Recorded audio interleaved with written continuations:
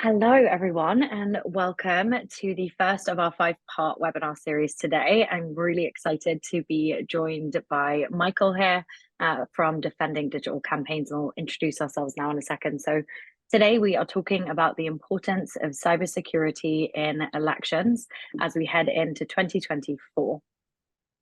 So who are your hosts? I am Sorcha. For those of you who don't know me, I've been with NationBuilder for the past 8 years, originally coming from the campaign space. I currently head up our marketing department here at NationBuilder, and I will hand it over to Michael to introduce himself. Hey, good morning, everyone, or good early afternoon, depending on where you are. I'm Michael Kaiser. I'm the president and CEO of Defending Digital Campaigns. We're a nonprofit organization that is able, through an FEC advisory opinion, to provide free cybersecurity services to federal campaigns and campaigns in Ohio, Georgia, and Virginia, and hopefully more in the future. But we'll talk a little about that more at the end.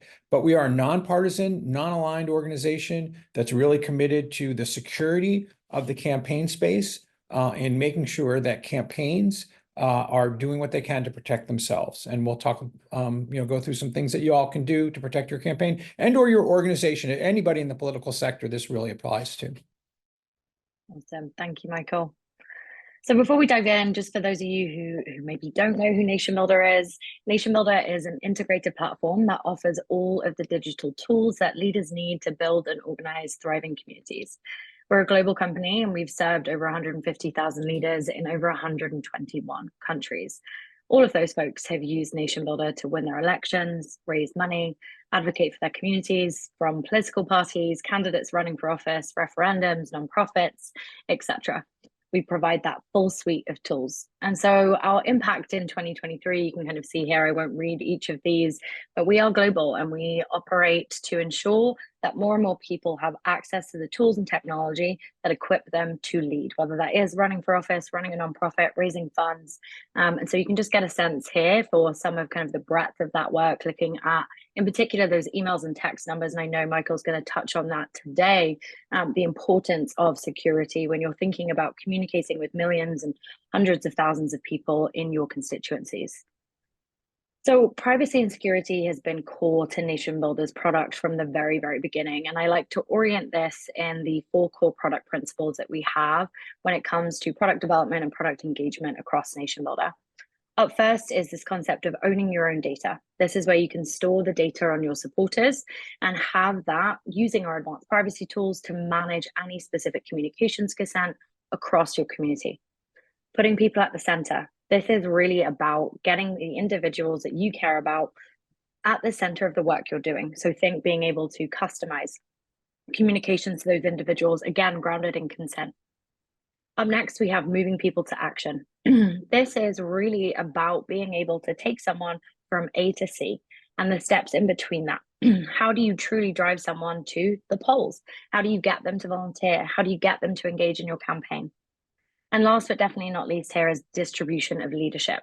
This is core to our platform and how we think about building new features and new tools to ensure that our customers are at the forefront of the campaigns that they're running. Specifically, and what you kind of see listed out here on the slide are some of the key features that are used by our customers when they're focusing and thinking about privacy and security. So from granular consent management to kind of that people and group assignment, this is giving you the ability to, in particular, when thinking about it in the political campaign realm, be able to give out that siloed access to your audiences based on maybe it's your polling locations you want to break it down by, or precinct. Then going into some of the more kind of website tactics, so cookie banner configuration, being able to allow for consent of cookies coming through to your website. Customizing your administrator permissioning. This is really important for campaigns, and Michael's going to talk a little bit more about kind of shared users and login constraints, but it's really important. And at NationBuilder, we know how valuable it is for you to have your volunteers in your organizing database, being able to access the voters, the volunteers, the donor, and organize them. And so there is no cost parameters when it comes to the when it comes to our permissioning and additional seats within NationBuilder. And with that, I'm going to hand it over to you, Michael, to kind of take us through everything that DDC does out in the world. Great. So thank you. Thank you, Sasha. I'm really pleased to be here. This is to return to talk to the folks who work with NationBuilder about campaign security and what we do. It's not letting me advance the slides. Are you going to advance them for me? That would be great. We can't talk about cybersecurity without talking about the threat landscape that's out there, right? So there are really a couple of different you can advance the slide, please. Next slide. There are some bad actors that we need to think about, right? So, if you're a typical computer user and you're working at home, the most typical bad actor you have to worry about are cyber criminals, right? We all know about this. People trying to get your credit card information, get your bank information, get, and steal that information so they can steal money from you. Well, they happen to be pretty rampant in the political sector as well, right? Most people consider, when they equate money with American politics, right? And we have seen a fair amount of cybercrime in this sector. You may have heard of Senator Moran's campaign. This was made public, so I'm not telling you anything that's not public. Had $670,000 stolen from it at the end of the last election cycle. Right, got a lot of that back, but it had a big impact on his campaign. Of course, we're aware of nation states that are out there who really are looking to disrupt our democracy, right? And you might think, oh, they're in favor of this candidate or in favor of that candidate. That's possible. But in reality, in a lot of cases, they just don't want us to succeed, right? Democracy succeeding in America is not a good look for their country, and disruption, divisiveness, and all those things that they might foment are, a way for them to point to democracy as not succeeding. And then we have hacktivists. Hacktivists are, basically not aligned with a country. They could be several of them working together. You think of Anonymous as sort of the classic hacktivist group, but there are others. And they want to disrupt for other reasons, right? They could be disrupting because they just don't like you as a candidate or your candidate. They don't like the policies that you might want to implement or your candidate might want to implement. And so they're trying to disrupt that process. And often you'll see them more visible defacing a website, right, with a political message contrary to the candidate's message, right? So, they're out there doing different kinds of things. What I will tell you about all these bad actors is you need to always think about their motivation and what they're trying to do, right? And there are lots of different ones. So let's talk a little bit about what might happen, because in cybersecurity, you can get overwhelmed by what could happen, right? All the possible things that could happen. But you need to focus, because cybersecurity is about risk management, on the things that are most likely to happen. And the number one thing is trying to get into your accounts. Right? Trying to get into your email, your cloud, trying to get onto your website, trying to steal credentials and get into accounts, because that's where they can do a lot of damage, whether it's sending out emails from a legitimate account within a campaign or an organization to phish people, again, getting onto a website to deface it or do something else, getting into certain credentials to grab other credentials, like getting into a bank account and resetting a password and stealing money. So there's a lot of accounts are the number one vulnerability, and which makes people the number one vulnerability. And I'll say this over and over again, but just remember this: it's not just your campaign account or your work account, it's your personal account, because many bad actors will assume that your personal account is better protected than your corporate account or campaign account. Websites, we've got a couple more there, sorry. Websites we'll talk about a little bit more depth. I talked a little about money being stolen. Obviously, phishing attempts are part of that process. Impersonation in an email on social are really big issues, and we'll talk a little bit about that. But trying to impersonate your entire campaign, right, through using your domain illegal, not without your permission, to send emails, right, on behalf of the campaign to maybe phish for donations that aren't really donations, right? And on social to become the candidate or become a voice around the campaign, and maybe say things that are contrary. And then mistakes. Never forget that in cybersecurity, mistakes are one of still main causes of cyber incidents. So while you have all these bad actors out there, who might be coming after you, the thing that might actually happen is, like, somebody on the campaign forwards a spreadsheet by mistake to someone outside of the campaign with all your donor information on it. right? And that's just a mistake. Still cyber incident, still loss of personal information, and and those kinds of things, and qualifies as a cyber incident, but it's not necessarily nefarious. So if you take these ingredients, right, the number of bad actors, all their motivations, right, their attempts to get to campaigns through people, then you need to understand that everyone associated with a political campaign or an organization is what we call a high risk user, because you have all these bad actors and all these vulnerabilities. So obviously you have the candidate, the campaign manager, staff and volunteers on a campaign or in an organization. If you're from an organization, it's your staff, you can see the same alignment. With a candidate, you obviously have, you may have a spouse, a partner, they may have kids, they could become vulnerable, right? Like, you got a teenager who's a gamer, participating in gaming and those kinds of things, or just, on social could be approached via those avenues. You have other family members, parents and uncles, nephews, aunts, whatever, that are in the orbit of the campaign. Because when someone runs for office, often all these people are activated, right, to be part of the campaign in some level. Friends and associates who might be raising money, part of a kitchen cabinet, and then third-party vendors, right? So third-party vendors, what we call third-party risk in cyber, could be a polling firm, could be some other firm that could be vulnerable, a digital firm where somebody's like, oh, that firm works with 15 candidates. Well, if I go through them, I've now expanded where I can go to. So remember, you're all high risk users. So now we'll just talk a little bit. We can just go to this next one, and I'm not going to go to this great detail, but these are the things I'm going to talk about. These are sort of the 7 steps of cybersecurity basics around a campaign. So I just said that the number one vulnerability is people in their accounts. So I'm going to spend probably the largest amount of time on this one topic, which is strong authentication.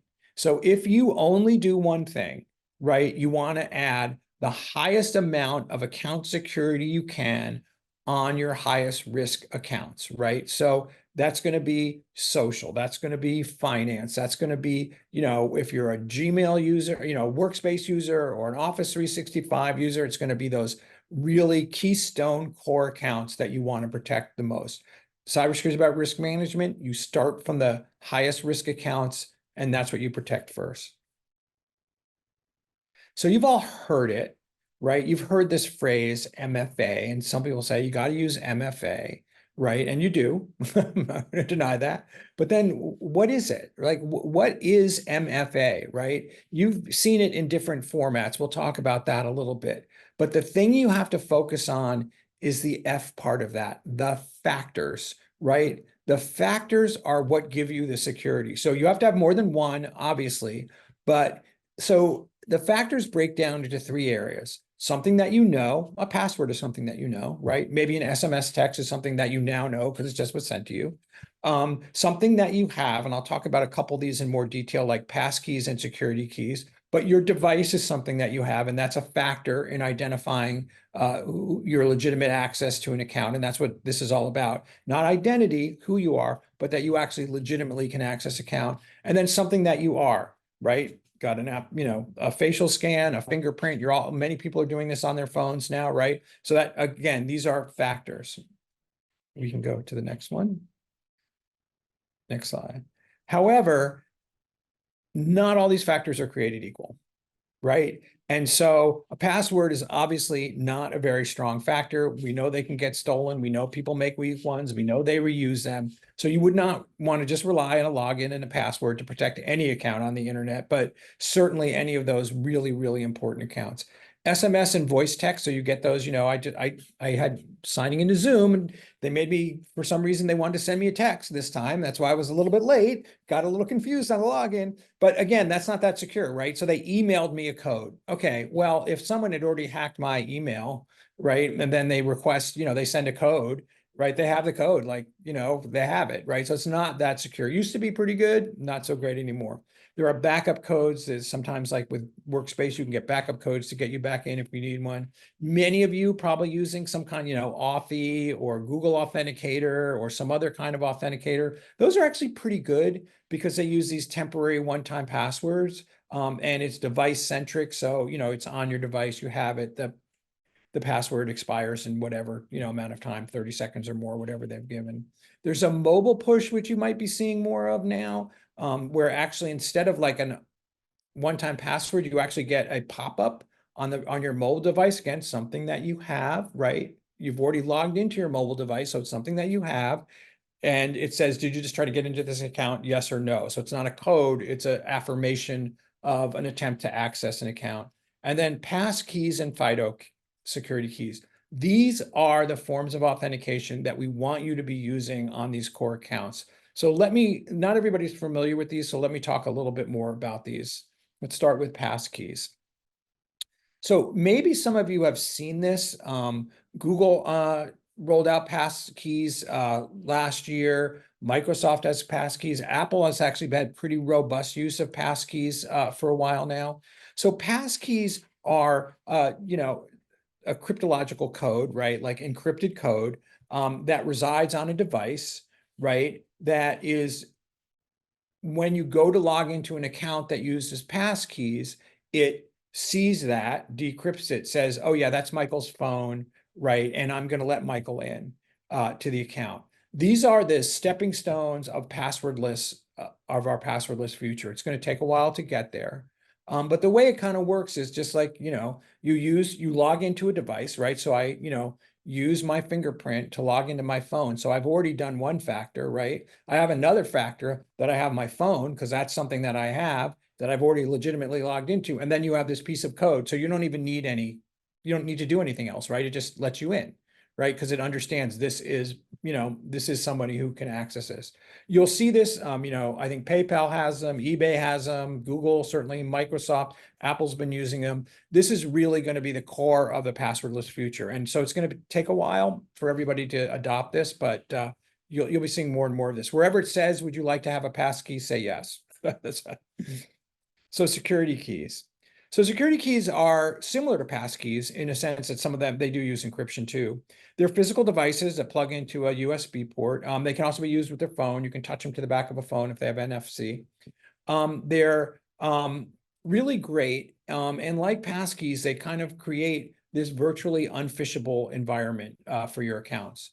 A single key, they're not service dependent. So they use both pass keys and security keys use what's called they're compliant with FIDO 2. FIDO is fast identity online. It's an industry standard around authentication. We don't have to get too gory in the details here, but let's just say it's a collaboration among all the big industry players to make authentication easier and to make it standardized so that it's interoperable, right? That's what these keys are. So they're interoperable, so you can use the same key that you might use on a Workspace account, on a Microsoft account, on a Facebook account. Same key can secure multiple accounts, right? We recommend people have two of them in case you lose one, but they're really great. And between the security key and the pass key, these are the two absolute strongest forms of authentication. And if you're in this space, you must be attempting to use some of these. They're not expensive. I mean, the pass keys are free. So if they have them, they have them. Security keys are, they're $20 to $50, but I'm going to tell you, if you don't spend any other money on any other security, buying a key is the way to go. So passwords still exist. You still need to use them and they'll be around for a while. So everybody should be using a password manager. What we really suggest at this point, I have a picture of sort of a Google password manager here, but these are browser-based password managers. So Edge has one, obviously Chrome has one, Firefox has one, I believe Opera has one. They have built-in password managers. These password managers are quite secure. Most of them are encrypted. You can store your passwords. They will create the strong passwords for you. All you have to have is the login to your, core account, whether it's, Office or, Edge or, Chrome, and the password manager will be available to you. They track, they store, and they'll eventually store passkeys. Some of them may do that now. Some of them will be building that in the future. Just use them, and if you're on a campaign, yes, there are there are commercial password managers and you can get one if you want. But if you're in a campaign, just tell your staff, use the built-in browser password, right? Create strong passwords that way. It's free, it's simple, and everybody has one. And it's just look for the little key up in the browser bar and you click on that and we'll open it. So there are different kinds of programs for people who are high-risk users. Like I said, you all are. And I'll talk about a couple of them. But most of the companies have something that's some form of advanced protection. Google's is actually called the Advanced Protection Program.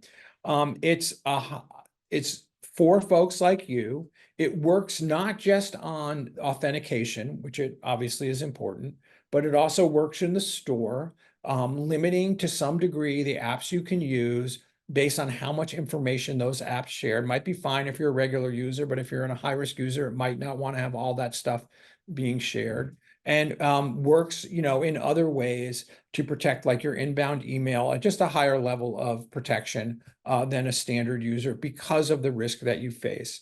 We think everybody who uses Workspace should be a high-risk user, who's a high-risk user, should be using Google's Advanced Protection Program. You can also use it on your personal Gmail account, right? So, but they do require at this point the use of a security key, but you should definitely be doing it. And again, personal accounts, campaign or organizational accounts need to be protected at the same high level. So Microsoft has one called Account Guard. So if you are a Microsoft shop, meaning not just like, you're using like Microsoft at home with Hotmail or Outlook, but if you have a 365 is what you operate, the platform you operate on, Office 365, and you're in this space, you can get Account Guard. You can get your whole, team put on Account Guard. So it just, it's identity protection, there's security guidance, there's a whole bunch of stuff. I didn't list it here that comes with it. There's a direct line of support. Again, this is a recognition by both Google and Microsoft, which are really the two main platforms people use, or some combination thereof, because you could be running Workspace in Office.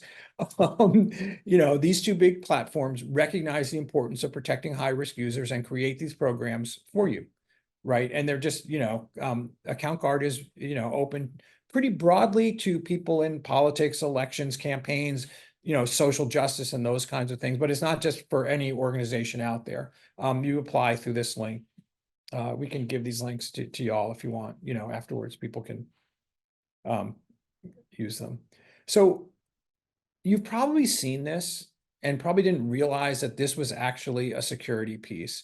So let's say I've turned on the highest form of authentication on any one of these services, Apple, Google, Microsoft. When I go to create a new account or to log into account, if I use what is called a federated login, that's what these are, where you see login with Google, I am bringing that authentication with me. So if I've got a security key and Google's APP turned on my account, and I go and it says, would you like to sign in with Google? When I do that, I am actually bringing that level of security with me, which could be higher than the MFA process that's offered by the service I'm logging into. Plus, I don't need to create a password, which creates a vulnerability, right? Because it has to be protected and remembered. And so it reduces a lot of that friction. So we really suggest in the campaign space, if I don't know, or even the organizational space, whatever, say you're on, let's just use Workspace. You're on Workspace, you've told people they got to be on APP, you've given them a key, you have them log in with their credentials into these other sites, and that reduces a vulnerability, and it also reduces a management issue if they created an account and you don't know the password and they leave. So it's a double edge on that one.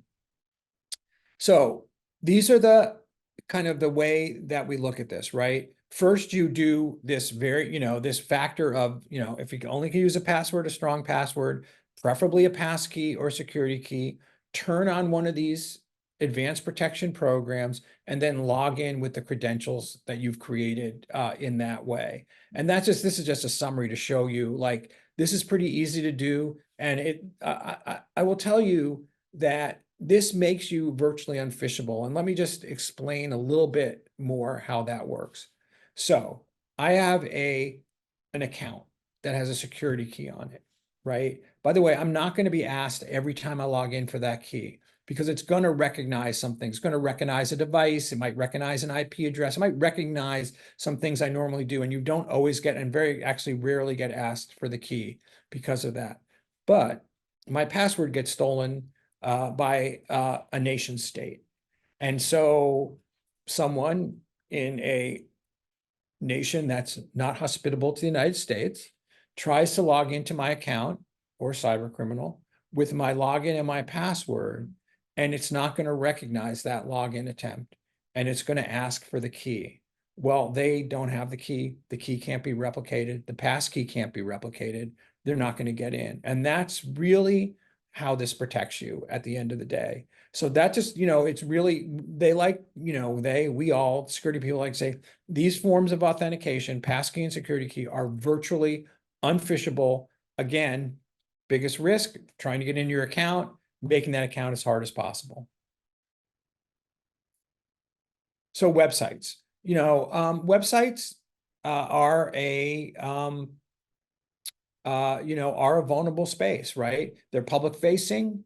If you're a campaign or organization, it may be the way that people either first learn about you or learn more about you, right? They can be subject to defacements, right? People, putting up objectionable. That's what we've seen sometimes, like President Trump's legal defense website was defaced earlier, late last year. Somebody put up change the content, could put up a content that's objectionable to your, supporters, whatever, could change the actual content, could change your positions, could change policies, could change your bio, could change all kinds of stuff that, could change polling places or polling hours, right? That people might count on your website for. And then there are DDoS attacks. These are distributed denial of service attacks. Really simply, it's a flood the zone, right? So many requests, they use bots. So many requests come into your website at any one moment that it just takes it down and nobody can get on it. So there's a lot of different ways to secure it. I mean, Sasha, I don't know if you want to talk about what NationBuilder does, because your customers have good protection on their websites. Yeah, absolutely. Thank you, Michael. So as Michael just shared there's some of the precautions to put in place, but specifically when it comes to your website with NationBuilder, we are always working to ensure that any type of DDoS attack does not impact our customers. We work hand in hand with Cloudflare to ensure that we have one, uptime, but two, ensuring that no, bad actors are trying to flood your site or interact with it in any way that could take you offline. And then I know, Michael, there's others there that you want to walk through for folks who maybe aren't using the NationBuilder front-facing site. Yeah, so I mean, it's great that you have Cloudflare behind, and so there is a freemium product for Cloudflare that is free for any website, commercial, political, it doesn't matter. It's free for the whole world, which gives basic DDoS protection. Eligible campaigns, we have Cloudflare for campaigns. We don't, which is an additional product. Google has something called Project Shield, which is available to not as broadly. It's free as well, DDoS protection, but it is, probably everybody on this call would be eligible for Project Shield. You just go through a very simple process to apply, and they provide that DDoS protection and a few other tools that come with that. So again, a lot of these platforms, are really concerned about, protecting democracy and misuse of, certain kinds of properties like websites. And so there are a lot of tools for you out here to protect your website. Of course, who hosts your website is an important choice when it comes to security. I mean, I know for the campaign space, most websites are they're not ginormous sites, right? They don't have a lot of complexity to them. So, looking at something like like a Squarespace or something, putting it behind a place where it's all being managed for you, and you don't have to worry about security updates or module updates of, WordPress, which can cause vulnerability. Some of that stuff, could be good for you. So talk to your web developers about security and what they're doing. So I assume if we were in live, I would ask everybody, how many of you, use Signal? Now, a lot of people would raise their hands, right? That's awesome, right? You should be using some form of encrypted communications that scrambles messages between point A and point B. If you're using something like a Signal, great. There are other ones out there. Like we know we work a lot with something called Wicker, which is not that widely used, but is a very strong encrypted program. The key here in this space is not that you're using them, which is good if you are, is making sure that your staff or the campaign staff know when they're supposed to use them. What is the policy about what kind of information should be shared in an encrypted channel versus something like email? Even if you have all the protections in the world on your account, somebody can still forward an email out that shouldn't be forwarded. Email has a long shelf life. It sits there forever, right? Documents sit in the cloud forever, right? So are there things that should be shared via this channel, personal information, things about, that you would never want to get out? And you should clarify that for your team. Like, this is the channel we use to do that kind of stuff. And that's just a policy. Doesn't have to be written down, but people should understand it, right? You don't send, a donor's credit card through email. You send it through Signal, right? You're probably not doing that much. That's just an example, though, right? Hopefully, you're not doing that much. Shared accounts. So, shared accounts are not great when you have multiple people accessing one account. However, so they should only be used when they're necessary. And I don't know, Sasha, if you want to talk about how you mentioned that in the beginning a little bit, but we can come back to that. But sometimes you have to have them. And the typical kind of account could be info account. So you have an info email for your organization or your campaign, which multiple people have access to, because multiple people have to see that. You want it covered. And so you have that. You possibly have a vendor where you have a license for only one account. And so, but multiple people need to access that account. So all those need to be protected with the strongest authentication possible.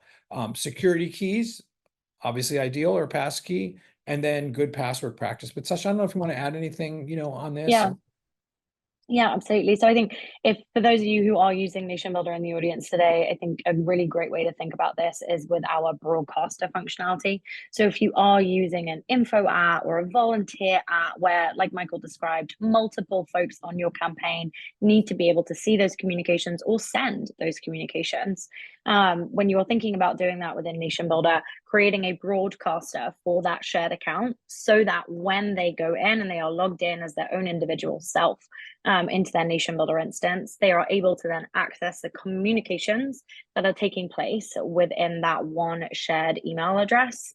The other thing I'll just name, as I think most of you should know that are using NationBuilder, we do not price based on the number of licenses for NationBuilder's platform. And that's actually really important to us because we know the level of access that in particular campaigns need to make sure that more and more people are in the NationBuilder database as you are all working towards the same. And so for that, we really shouldn't be, and we recommend that you absolutely don't use shared accounts to log into your NationBuilder instance. Those should all be unique email addresses for your volunteers, your staff, etc. So yeah, thanks, Michael.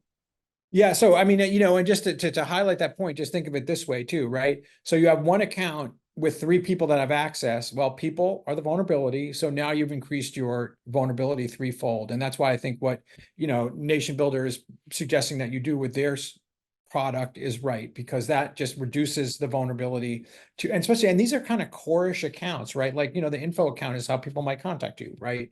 Generally, you need to manage users.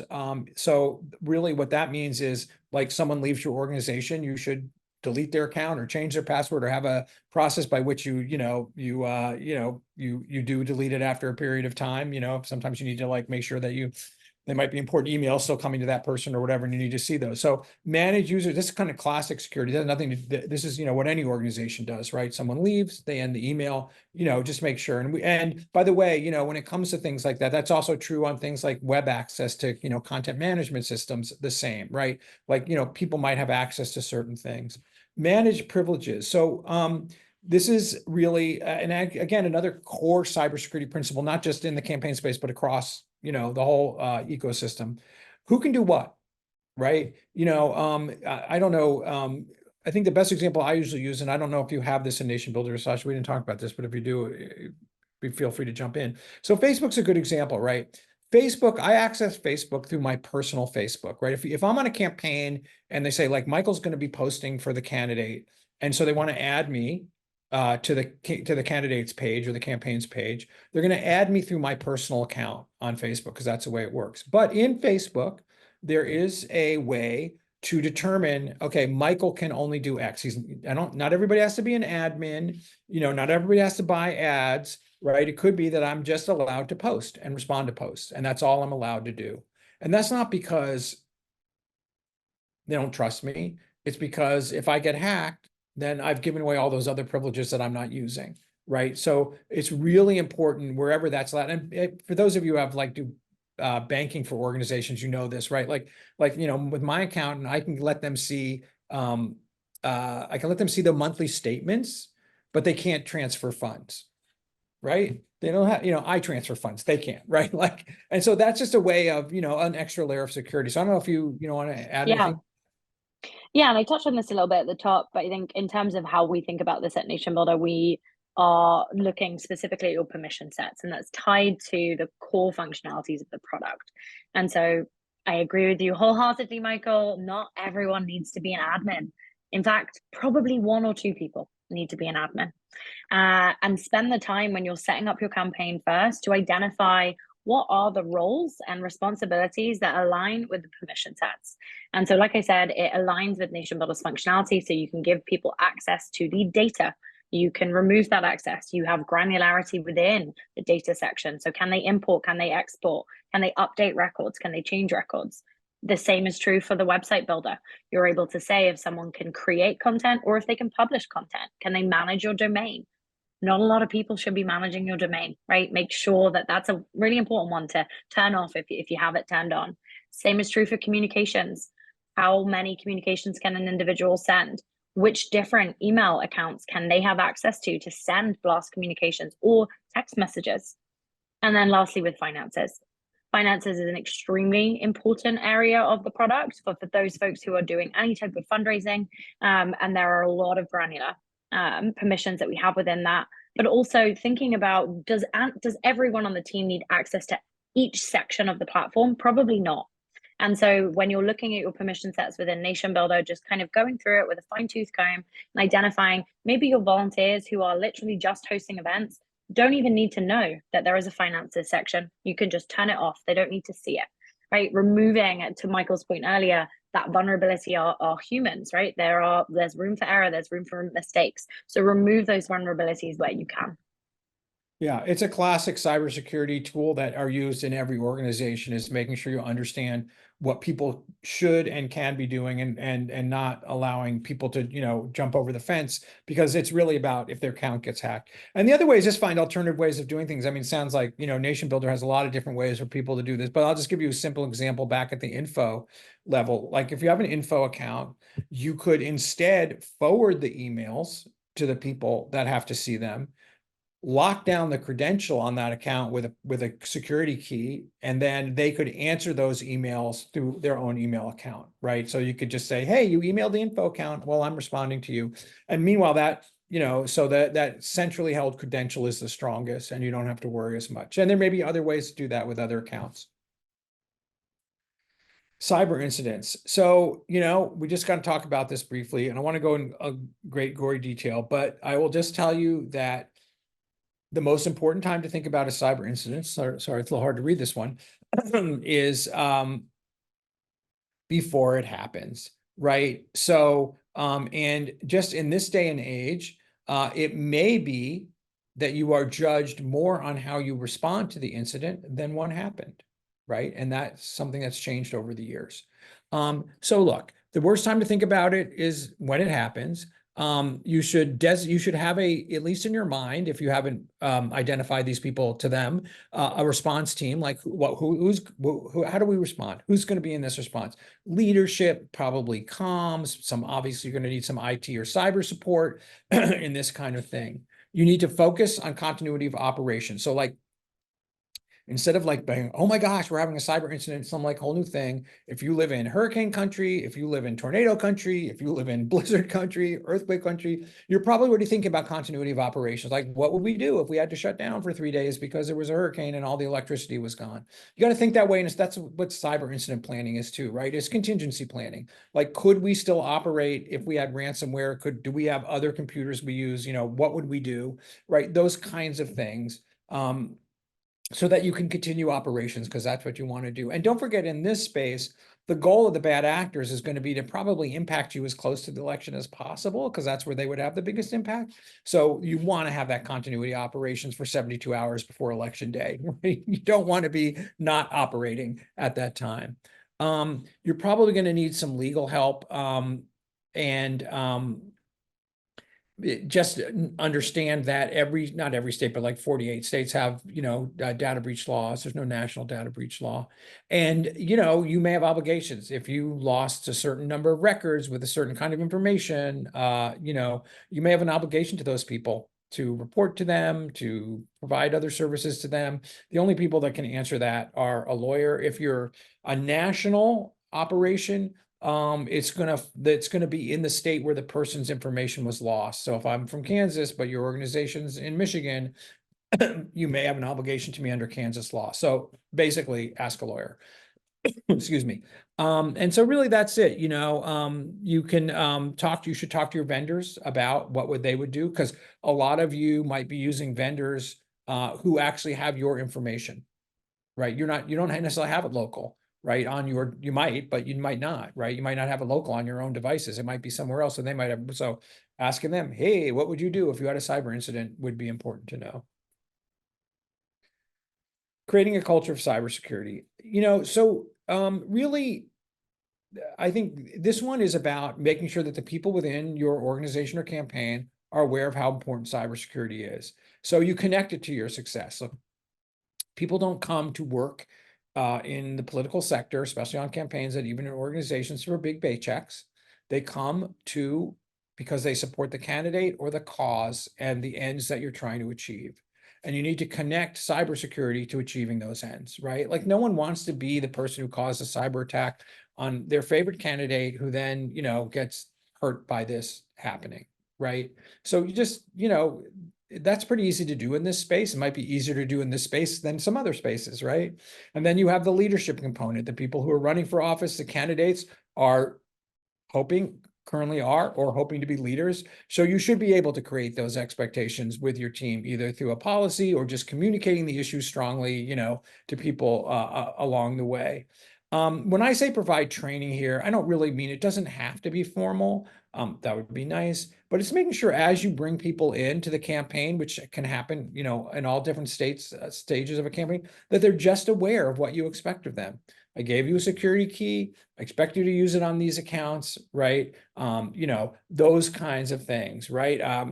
This is when we use encrypted communications. This is the password manager I want you to use. So they understand, because they can't do what you want unless they know what you want, right? Whether that's bringing everybody together or onboarding people one-on-one, up to you. Doesn't have to be formal, but you should be sure that they understand your expectations, right, when they leave the room and what they're going to do. And then just creating a good environment. You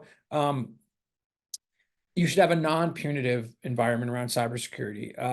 The great example is actually from Cloudflare. I think it was like year before last. They got hit with a huge phishing campaign. And they have a non-punitive. Anybody can report a cyber incident. No one ever gets in trouble for it, right? And many, many staff reported, I think I clicked on this link that was wrong. I got this thing in my email. No one got in trouble, but everybody reported it. And they would kind of had seen it already happening from, other things that they had going on. But that's what you want, right? Like, something bad's going on. You want people to tell you. You don't want to be like, oh, I better not tell them because they're going to fire me. Right? That's the worst thing that can happen, because if somebody actually created a cyber incident and you don't know about it, that time is your enemy in cyber. And that's also around just the things like, there's no stupid questions. Anybody can ask a question, ask your colleagues, ask the campaign manager, whoever the designated person is. Just, like, we want you to be secure. Not everybody's in the same place. It might feel like, oh, everybody else knows more than me. You just don't want to have that kind of environment. You want people to have an open, just be able to say, like, I'm not sure how to do this. Right. And just have everybody being like, oh, well, let me show you. right? Not like, oh, you should know that, you know, everybody knows about that. No, that's not the environment you want, because that's going to work against you.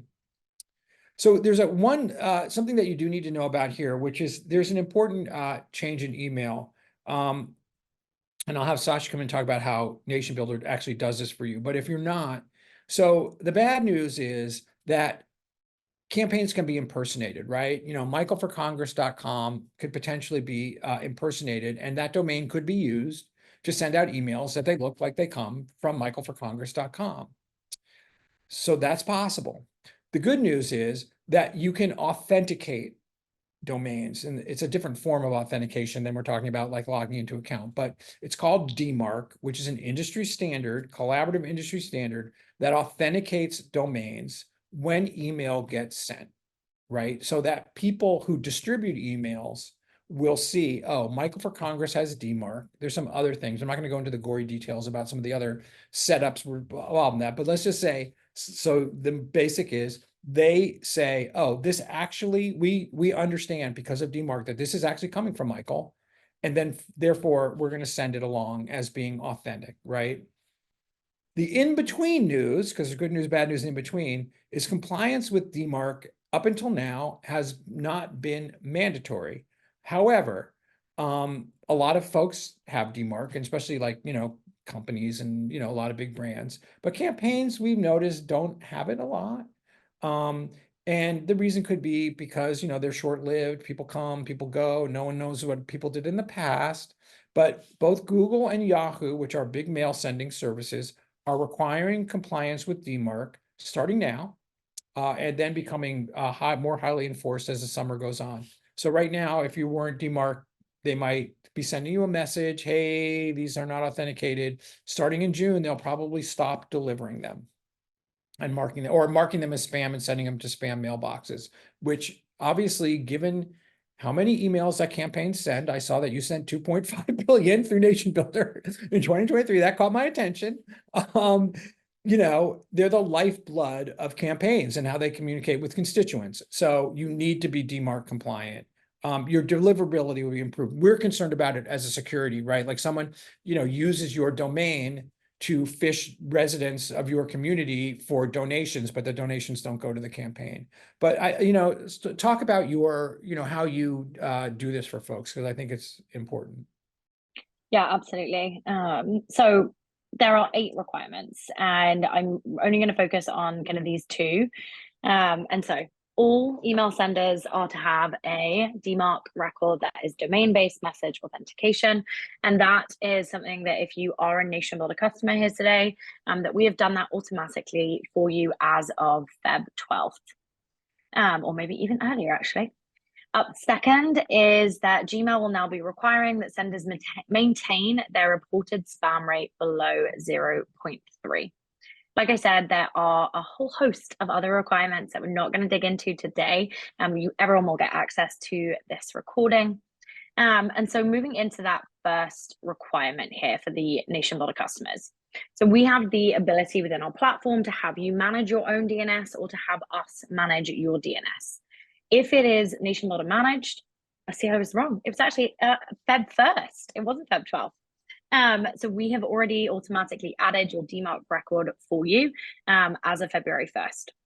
If it is self-managed, I know our amazing customer engagement team have been working with customers who are in that self-managed bucket. But here you can see kind of the very specifics, and we have all kinds of documentation out there available in going through. It is kind of like a 7-step process. You can see kind of 3 of those steps outlined here, where you are going in and you are generating that DMARC record for yourself, and you are then pulling that back into your own domain registrar, right? That's kind of the process there for getting yourself authenticated. It is so important, to Michael's point, as it pertains to cybersecurity, but also from a email deliverability, getting your message to the right constituents. If you're sending out an email to 10,000 people for them to check their voter registration and only 5 people get it because you don't have DMARC, and those 5 people are your campaign staff who've opened every other email, it's a waste of your time, right? Do this. It's going to provide you security and also ensure that you have better deliverability as we get towards the November election dates in the US. The second one here. So this is, if you are a NationBuilder customer, you will know we are very proud of the amazing email deliverability that our customers kind of show. And that is really grounded in having good connection and authentic relationships with your supporters. But where this comes into play as it pertains to DMARC is this requirement of senders maintaining their reported spam below 0.3%. 0.3 is actually quite high. So when you're at NationBuilder and you're sending, we have a lower threshold of that to protect your deliverability, right? It's really important that you aren't sending, you're not hitting spam traps, you are not getting your own deliverability hurt. And so when we are thinking about how do you keep your spam rate below 0.3, it is healthy list maintenance, sunset programs. What I mean by sunset programs is maybe every 90 to 120 days, you run a reconfirmation campaign to people who haven't opened. Hey, folks, see you haven't opened in the last 120 days. Wanted to make sure you still wanted to hear from us. If they don't, get rid of those folks, opt them out. Like I said at the top, if you send to 10,000 people and 5 people open, you sent to 5 people. Vanity metrics are a thing of the past.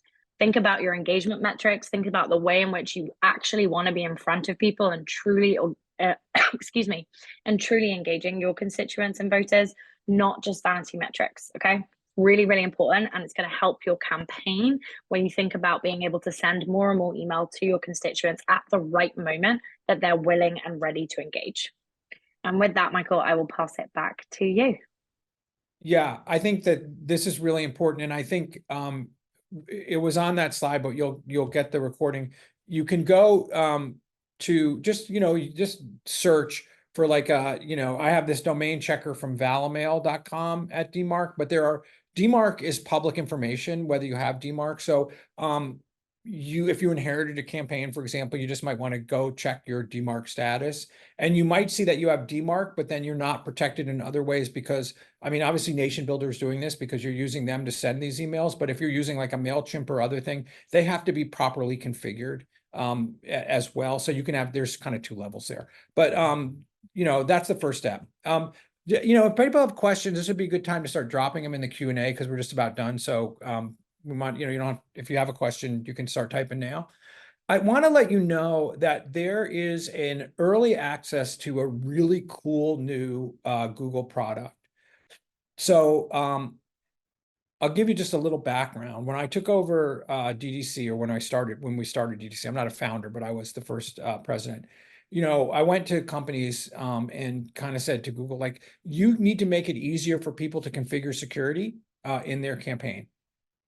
Right. So, so what they've done is they've created this early account securities fundamentals. Right now, it eventually will be available to the whole world. Right now, it's only available in the political sector and only available working through us at the moment to get it turned on. But what it does is when you enter the program, it adds a little box in your workspace administration. That's just a thing, click account security fundamentals, and it configures a bunch of things inside workspace that you would normally have to go do one by one to get better security, which you probably don't even know what to do because you might not be an workspace administrator expert, right? And so it's a template of about 15 or 16 things, like turning on MFA for folks, certain password length, other kinds of things that make your account more secure, your workspace account more secure for every individual users. So it's perfect for campaigns that don't have dedicated IT or security resources to actually configure this stuff and ensure that those domains are set up correctly. Like I said, it has multi-factor and some other things. Because it's early access and it's not generally available, you just need to email us at info@defendcampaigns.org and just say, I'm interested in the early access product, and we'll take it from there. There's a form you fill out, and then Google will notify you when they turn it on, and then you go turn it on. And so, there's a couple little steps because it's not generally available. But I will tell you, if you're spinning up a new campaign, you can do this, and it will, it really, in a moment, will get you more secure. If you inherited a campaign and have no idea what they've done and no idea how to go look at that, this will help you ensure that they did the right thing. So we're really excited about this because my mantra in security is take out the friction. right? Take out the friction to having better security, and this takes out a lot of friction. So please, if you're interested, email us. And there's one other thing that Google has that I'll just tell you about quickly because I do want to get to questions. They have this form. You can go to Google, you can see the thing here. You can register emails, your own. They have to be obviously Google accounts, Workspace or Gmail. Your own, other people's accounts to just have a little more protection during the election season. It just puts them in a big group that's, a little more, paying attention to, what's, the kinds of, emails that are going in. So if there's all of a sudden all these emails coming from, Russia, and one of your accounts is in there, they'll be like, oh yeah, that's a campaign account. I mean, they'll just be more aware and they'll help work with you. And so, if your children have accounts that you want to have protected, your uncle does it as a Gmail account, but they're never going to do any security, you can put them in there, so, or your staff's personal accounts. We have eligibility requirements.